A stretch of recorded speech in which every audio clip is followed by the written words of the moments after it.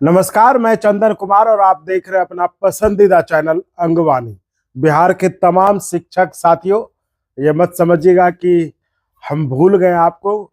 ये कभी हो ही नहीं सकता, क्योंकि इस चैनल पर बिहार के जो तमाम शिक्षकों का इतना आशीर्वाद है, इतना लाड प्यार स्नेह मिला है, क्योंकि इस चैनल के ग्रोथ में उनके आशीर्वाद का ही ये फल है कि आज चैनल जो कि 50,000 सब्सक्राइबर से ऊपर है। तो इसलिए ये कभी मत समझिएगा कि हम शिक्षकों को भूल गए। किसी न किसी तरह हम शिक्षकों के मसले को उठाते ही रहते हैं, अभी चाहे 34,540 का मसला हो या फिर पेंशन का मसला हो, वो भी आपके लिए मुद्दा है जो नए शिक्षक आए। तो इस वीडियो में हम बात करेंगे, जो कि बहुत दिनों से बात नहीं हो पाई थी, आप शिक्षकों की। मौका था, आप शिक्षकों के नेता जो कि काफी बार अंगवानी पर बैठे भी थे और शिक्षकों के मुद्दे को उठाने के लिए उनकी नौकरी भी चली गई थी, विधान पार्षद बंशीधर ब्रजवासी जी के। आज उनका जन्मदिन भी था और जन्मदिन के साथ साथ आज पहली बार विधान परिषद में उन्हें बोलने का मौका भी मिला। हालांकि ये बात सच है कि विधान पार्षद बनने के पहले तो अक्सर बात हो जाया करती थी, लेकिन विधान पार्षद बनने के बाद बात होनी थोड़ी सी मुश्किल हो गई, जैसा कि अमूमन देखा जाता है, समझा जाता है हर नेता के साथ। लेकिन हमें खुशी इस बात की थी कि आज विधान परिषद में बोलने के समय, जब उनका आज पहला मौका था बोलने के लिए, संबोधित करने के लिए, और वो था कि राज्यपाल महोदय का जो अभिभाषण होता है उस पर बोलने के लिए, तो हमें इस बात की खुशी है कि उन्होंने, मतलब होता है ना कि एक बार आप नेता बन जाते हैं तो फिर आपको बड़ी बड़ी चीजें दिखने लगती हैं, हवाई चीजें आपको दिखने लगती है, जमीन की जो समस्या है वो नजर नहीं आती। आप फिर एकदम ऊपर ऊपर की बात करते हैं ना, आपको लगता है कि बाकी ये सब मुद्दे क्या हैं, ये सब मुद्दे तो मायने ही नहीं रखते, है ना। देश और विदेश, खासकर आजकल जिस तरह से वो मंदिर मस्जिद वाला भी है, तो इस तरह से वो मुद्दे दिखने लगते हैं। तो लेकिन हमें खुशी इस बात की है कि बंशीधर ब्रजवासी जी ने जो पहला स्पीच था उसको साबित किया कि जिस चीज के लिए वो चुने गए हैं, जिन लोगों ने उन्हें चुना है, वो उनका ही प्रतिनिधित्व करने वहां पहुंचे। तो इस बात की मुझे, मतलब दिल से बहुत खुशी हुई। जैसा कि मैंने कहा कि देखिए, ठीक है, पहले अक्सर बात हो जाया करती थी इंटरव्यू के बहाने भी, इंटरव्यू के लिए भी, और ऐसे भी बातचीत हो जाया करती थी फोन पर। हालांकि वो जब से विधान पार्षद बने संपर्क नहीं हो पाया, संपर्क हो पाना बड़ा मुश्किल है ना। लेकिन मुझे जो खुशी इस बात की थी कि कम से कम विधान पार्षद बनने, बात हो न हो, लेकिन वो अपने मुद्दे नहीं भूले हैं।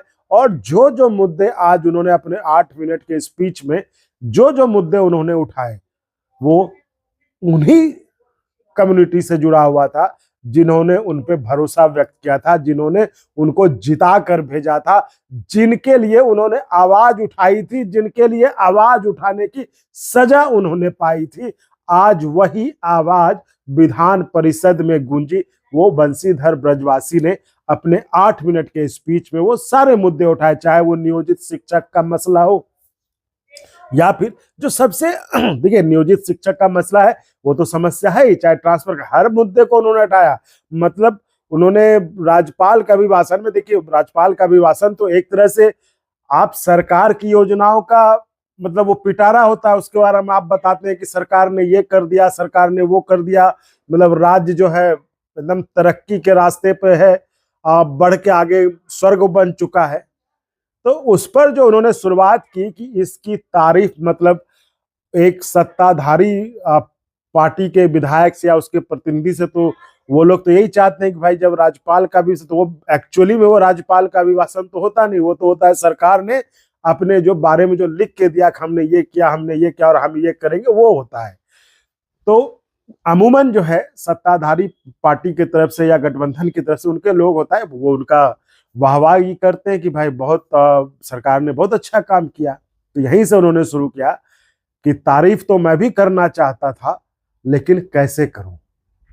जब इंफ्रास्ट्रक्चर पर मजबूती की बात होती है, लेकिन उसी मजबूती का जो सबूत है वो दीवार में कुछ ही बनने के कुछ ही दिन बाद दीवार में छेद के रूप में, दरार के रूप में नजर आता। तो जाहिर तौर पर ये इशारा जो पाठक समय जी के समय जो स्कूलों में कामधाम चालू हुआ था, इंफ्रास्ट्रक्चर के नाम पे जो बेंच डेस्क दीवारें जो बनाए गए थे, जिसमें अनियमितता की शिकायत उन्होंने खुद कई बार आपके इसी प्लेटफॉर्म अंगवानी पर की थी, तो सब के बारे में इशारा उनका वही था। तो जो सबसे अच्छी बात ये थी कि उन्होंने उस मुद्दे को, उस चीज को नहीं भूला जिस चीज ने उन्हें मुजफ्फरपुर से उठाकर पटना के विधान परिषद के सीट पर पहुंचा दिया। बहुत लोगों का सपना होता है ये। तो आप देखिए, उन्होंने संघर्ष किया। आवाज, जब कोई शिक्षक आवाज उठाने से डरता, शिक्षक नेता आवाज उठाने से डरते थे कि कार्रवाई हो जाएगी, तब उस आदमी ने आवाज उठाई थी और उसकी खता, मतलब उनकी सजा उनको इस रूप में मिली कि उनकी नौकरी चली गई। तो फिर भी संघर्ष करते रहे और जनता ने, यानी कि शिक्षकों, जो उनका जिस जहां से वो चुने गए, लोगों ने उनका भरपूर साथ भी दिया और इस उम्मीद से कि वो वहां जाएंगे तो एक शिक्षकों की आवाज रहेगी। तो आज मुझे खुशी है कि उन्होंने उस शिक्षकों की आवाज जो है विधान परिषद में बुलंद की। तो मैं उस बीच में नहीं आता हूं, चलिए हम सीधे आपको वो वीडियो भी सुनाते हैं जो बंशीधर ब्रजवासी जी ने आज विधान परिषद में अपने जन्मदिन के अवसर पर, संजोग कहिए उसी दिन उनका ये पहला इस संबोधन भी था, एड्रेस भी था विधान परिषद में। तो क्या बोला वो आप खुद सुनिए, बाकी मैंने लब्बो लुआब बता दिया, लेकिन आप सुनिए, अच्छा लगेगा आपको भी। और बंशीधर जी को हमारी तरफ से भी, पूरे अंगवानी की तरफ से भी जन्मदिन की ढेरों शुभकामनाएं, और वो ऐसे ही आगे बढ़ते रहे, शिक्षकों की आवाज बनकर आज बिहार में उभरे हैं, कल पूरे देश में उभरे, यही हमारी कामना है। तो आइए सुनते हैं वो वीडियो जो जिसमें कि वो विधान परिषद में शिक्षकों के मुद्दे को उठा रहे हैं और उस पर उन्होंने कैसे सरकार की पार्टी, मतलब सरकारी गठबंधन को कैसे उन्होंने लताड़ा है, वो भी आप सुनिए। तो आइए देखते हैं वो वीडियो।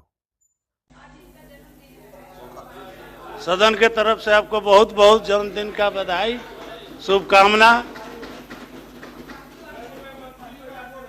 सुनिए, इत्मीनान से, पहला भाषण है, नया नया जीत कर आए। शुरू कीजिए। महोदय, महामहिम के अभिभाषण पर मुझे अपनी बात रखने का माइक पर बोल रहा है, आपने अवसर दिया, इसके लिए मैं आसन के प्रति आभार व्यक्त करता हूं। और सदन में उपस्थित अपने तमाम श्रेष्ठ सम्मानित सदस्यगण के प्रति भी आभार व्यक्त करते हुए, आप सभी के प्रति सम्मान समर्पित करते हुए विनम्रता पूर्वक अपनी बात शुरू करना चाहता हूं। मैं तो आज पहली बार बोल रहा हूं और नया नया निर्वाचित होकर आया हूं। यहाँ हमारे सत्ता पक्ष और विपक्ष के हमारे सम्मानित नेतागण बैठे हैं, सभी सदस्यगण अपनी अपनी बात रख रहे हैं। तब मुझे दुष्यंत की पंक्तियां याद आती है जिसमें उन्होंने कहा कि रहनुमाओं की अदाओं पर फिदा है दुनिया, इस बहकती हुई दुनिया को संभालो यारो। और तब मैं यह कहना चाहता हूं, यहाँ जब बातें आई, अभी तो भगवान बाबू चले गए, उन्होंने जब शुरू किया था तो अपेक्षा यह थी कि महामहिम के अभिभाषण के बाद इस पर जब चर्चा हो तो हर सत्ता पक्ष के लोग यही चाहेंगे कि जो अभिभाषण हुआ उसका स्वागत हो, उसका समर्थन हो। हमारी भी इच्छा होती है कि मैं भी सुशासन की सरकार के जो कार्य हैं, इन कार्यों की सराहना करूं और सराहना करते हुए मैं भी सुशासन का जयकारा लगा दूं। लेकिन सभापति महोदय, मैं यह कहना चाहता हूं, दो पंक्तियां समर्पित करता हूं।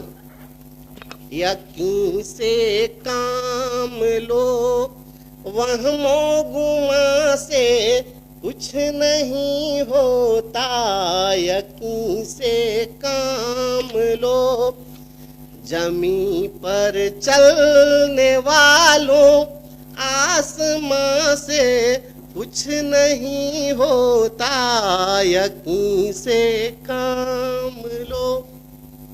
महोदय, महामहिम के अभिभाषण में जितनी बातें आई है, अगर हमारी राज्य सरकार इंफ्रास्ट्रक्चर के क्षेत्र में अगर काम कर रही है, इसे कोई भी नकार नहीं सकता है। लेकिन जब मैं देखता हूं कि जब नई बिल्डिंग बन रही होती है और नई बनती हुई इमारतों की दीवारों में अगर दरार है, तो फिर मैं कैसे कह दूं यह सुशासन की सरकार है। जब शिक्षकों की यहाँ पर बात आती है, हमारे माननीय संजय बाबू, हमारे सभी श्रेष्ठ माननीय सदस्यगण जब बोल रहे थे शिक्षकों की समस्याओं पर, बात आती है नियोजित शिक्षकों की। हमारे सत्तारूढ़ दल में आज भारतीय जनता पार्टी के लोग शामिल हैं, यहाँ बैठे हैं। यही लोग नियोजित शिक्षकों के लिए धरना प्रदर्शन कर रहे थे और इनके ऊपर बर्बरतापूर्वक लाठियां चली थी और लाठियां चली और शिक्षकों के ऊपर भी कार्रवाई हुई, दंडात्मक कार्रवाई हुई। हमें अपेक्षा थी कि इस अभिभाषण में शिक्षकों की जो समस्याएं थी उसमें एक प्रमुख समस्या थी कि अभी वर्तमान वाले जो एसीएस हैं, इनके ठीक पहले वाले जो एसीएस थे, उनके समय में धरना प्रदर्शन करने वाले शिक्षकों का वेतन हजारों शिक्षकों का काटा गया, उन पर कार्रवाई हुई।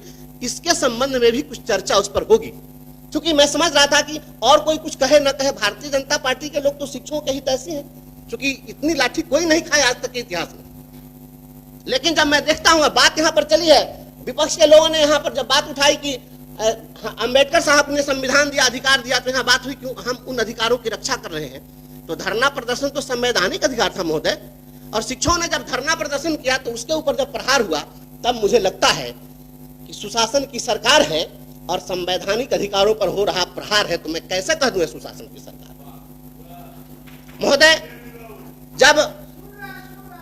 महोदय मैं छोटा सदस्य, मुझे बोलने दिया जाए।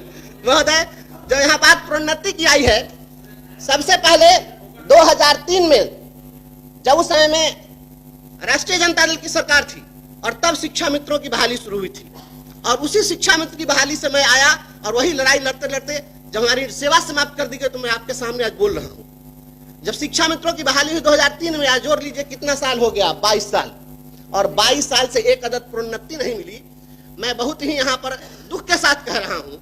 इसके लिए हाईकोर्ट में हम लोगों ने लड़ाई लड़ी कि इनको प्रमोशन दिया जाए, और हाईकोर्ट ने पक्ष में फैसला दिया। डिपार्टमेंट ने जाकर और पक्ष में कहा कि हम इनको प्रमोशन देंगे, नहीं दिया समय सीमा के अंदर। फिर हम कंटेम्प्ट में गए, कंटेम्प्ट में जाकर कहा 2019 में प्राइमरी डायरेक्टर वहां पर उपस्थित हुए और तब वहां पर उन्होंने कहा कि हम 3-3.5 महीने में दे देंगे। अब 2019 का जोड़ लीजिए, इतने दिन में प्रमोशन नहीं मिला।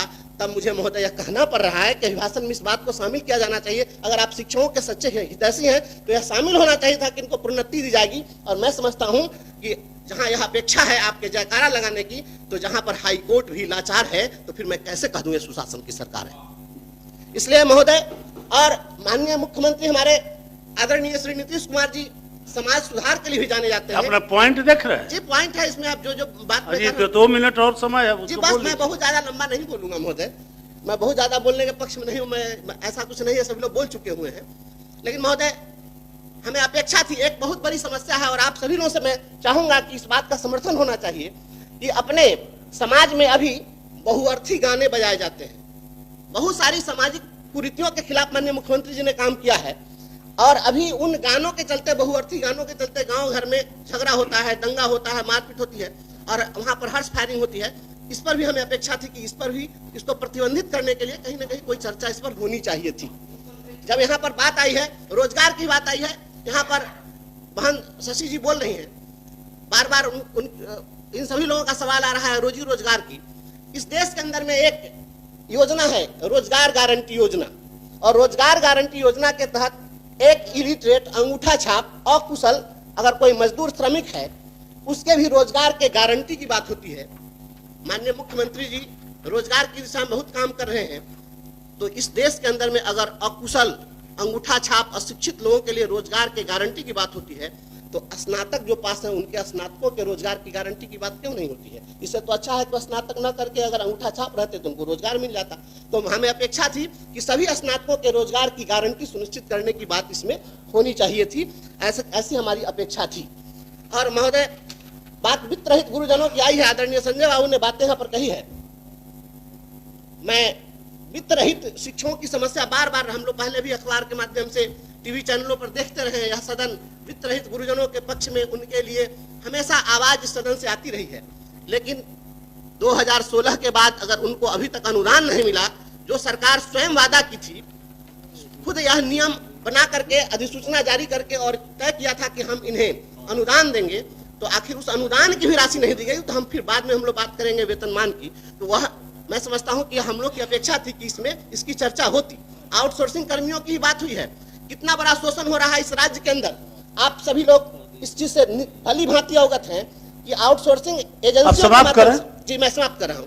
आउटसोर्सिंग एजेंसियों के माध्यम से ना 5 में फिर ठीक है सदन की सहमति लेनी सभापति महोदय मैं पड़ेगी। तुरंत ऐसा नहीं ना है, मैं तुरंत समाप्त कर देता हूँ बस 1 मिनट में। फिर सहमति लेनी पड़ेगी, टाइम बढ़ाना जी जी पड़ेगा। जी मैं तुरंत समाप्त करता हूँ। तो आउटसोर्सिंग एजेंसियों को जो छूट दे दी गई है, तो क्या शोषण का अधिकार दे दिया गया है कि आप 8,000 और 7,000 पर काम लीजिए, इस पर रोक लगनी चाहिए। और मैं इस शब्द के साथ बात समाप्त करता हूं कि जब तक रोटी के प्रश्नों पर धरा रहेगा भारी पत्थर, बातें नहीं बनाना तुम मेरी गली में खुशी खोजने कभी अगर जो आना। इसको भी जुड़वाना चाहते हैं, इसको भी। बहुत धन्यवाद। राज्यपाल के यहाँ ये भी पहुंचाना चाहते हैं। मैं भावना व्यक्त किया, आपने समय दिया। समाप्त करें। Thank you. और अगर आपको अच्छा लगा तो एक बार और आपको मैं कहना चाहूँगा कि आप इसको प्लीज सब्सक्राइब और शेयर करते रहें ताकि हमारा भी मनोबल और सपोर्ट बना रहे।